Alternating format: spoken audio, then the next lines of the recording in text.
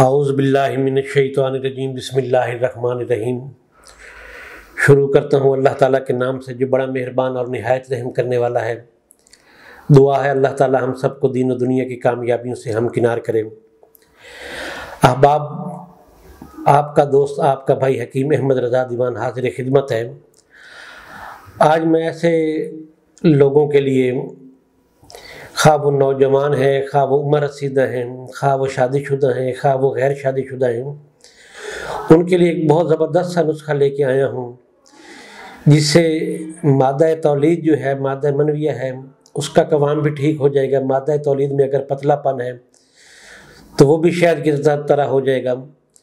और अगर erection problem है कि जब आप औरत के नज़दीक जाते हैं, दखूल करते हैं तो नफ्स के अंदर सख्ती पैदा नहीं होती, तो उसके लिए भी बहुत ज़बरदस्त है और बहुत मुख्तसर सा नुस्खा है। इंशाअल्लाह ताला जो अहबाब बनाएंगे वो मुझे दुआओं में याद रखेंगे।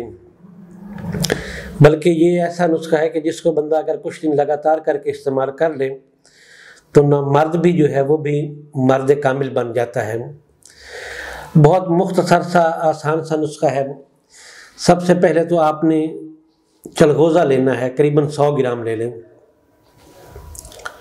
वज़न में तोलों की बजाय आपको ग्रामों में बता रहा हूँ। चलगोज़ा आपने 100 ग्राम लेना है। नर छुआरे आपने लेने हैं। छुआरे दो तरह के मिलते हैं, एक छोटा छुआरा होता है और जो नर छुआरा होता है उसका साइज़ थोड़ा सा बड़ा होता है।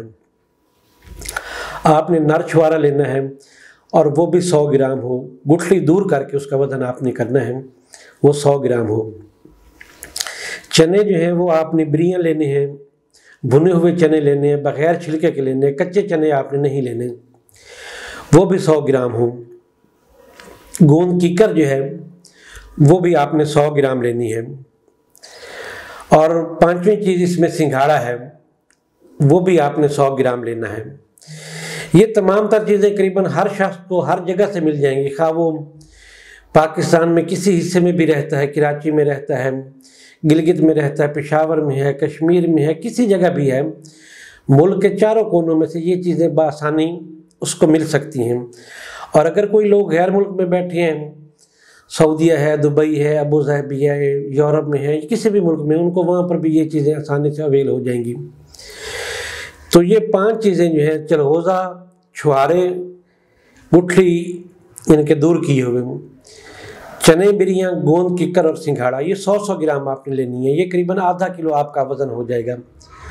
अब आपने इस तरह करना है कि छोटी मक्खी का शहद लेना है, खालिस शहद छोटी मक्खी का।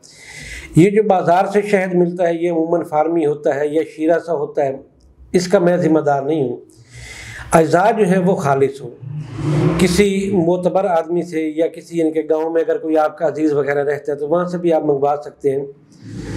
तो छोटा शहद जो हो वो खालिस हो। अब आपने करना क्या है कि थोड़ा सा अर्क के गुलाब, करीबन 1 छिटांक मिलाकर आप इसे आग पे रखें और इसके ऊपर झाग आएगी शहद की, वो झाग उतार लें। तिब्बी इस्लाम में उसको कफ गिरफ्ता कहते हैं। जिस वक्त उसकी झाग कुछ उतर जाए, आप देखें कि अब इसका करीबन 50 ग्राम जो आपने अर्क गुलाब डाला था वो खुश्क हो गया। अब आपने आग बंद कर देनी है और थोड़ा थोड़ा इन चीज़ों का सफूफ आपने शहद में डालते जाना है और किसी चमचे से आप हिलाते जाएं। तो अब ये आपका बेहतरीन माजून सा तैयार हो जाएगा। और जिन लोगों को शहद नहीं मिलता तो सिर्फ इन 5 चीज़ों का सफूफ बना लें तो वो भी ठीक है, लेकिन बेहतर तरीका है कि आप इसे शहद में कमाम करें। अब करना क्या है, आपने एक छोटी चम्मच जो है ना, उसमें करीबन 10 ग्राम की मिकदार आ जाएगी।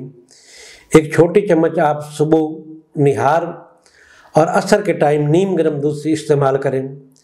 इंशाअल्लाह ताला मेरा ये दावा है कि माँ के पेट में से ना मर्द ना हो, जो शख्स भी ये इस्तेमाल करेगा इस नाचीज़ को दुआओं में याद रखेगा। इसी के साथ इजाज़त दीजिए अपने भाई हकीम अहमद रज़ा दीवान को ढेरों मोहब्बतों के साथ, दुआओं के साथ। अल्लाह हाफ़िज़।